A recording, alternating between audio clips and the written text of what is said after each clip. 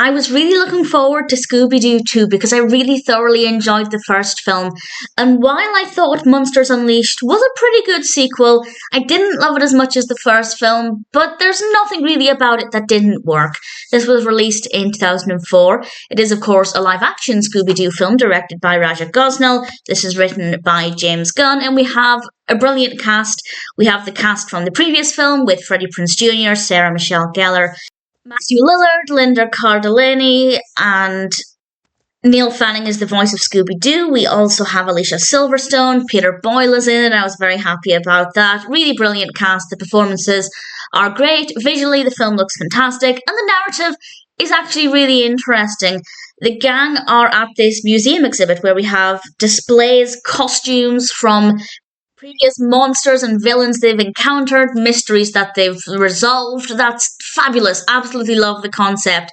And then something dark and mysterious happens at this exhibit, and we get this character called the Evil Masked Figure.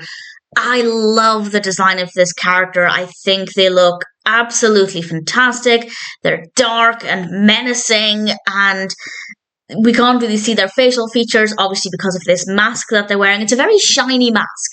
And I'm not saying the character would look less appealing if it was a matte mask, but there's something about it looking so shiny that I really thoroughly enjoyed.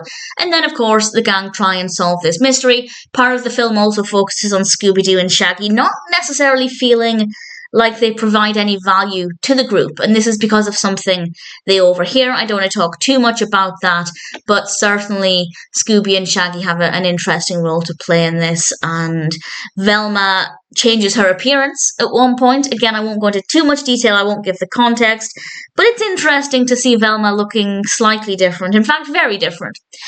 The narrative works really well. The pacing is great. I didn't work out who was responsible, but when we found out, I was happy with the direction the narrative went. Everything flowed really well, and the pacing was really great. We have a lot of different things to look at, both in terms of the locations and props, the monsters, the costumes. Just visually, it is a real treat. I particularly loved the manner of Peter Boyle's character, Wickles, and they kind of, in fact, I'm not going to explain what happens when they approach the manor, but their entrance into the manor, it is really good fun, actually. Would be terrifying in real life, but I thought that worked very well. I love the design of it. The set designs are just absolutely fantastic. I don't have any complaints or any issues there. I have a lot of praise for it. We have some amazing props as well. There's a book that they're looking at one point, and the book looks amazing. Really happy with this film. As I said, I maybe didn't love it quite as much as the first film, but again, there's not really anything about it that makes that the case. It's just the fact that the first one was fabulous, but I was really happy to see Peter Boyle in this. I think the sets are amazing, the costumes look great, the performances are great, and the narrative is really entertaining. I really enjoyed it. Scooby-Doo 2 Monsters Unleashed is a really good sequel to the first live-action film, and if you're a Scooby-Doo fan, I definitely recommend it. If you liked the first film, I recommend it. If you didn't like the first film slightly, then I'd say maybe check it out. The narrative might appeal to you more. If you hated the first film, then I'd say you might not like this because it does feel very similar. It does feel like a valid sequel. So you might not enjoy it. But if it seems like it might appeal to you, I definitely recommend it.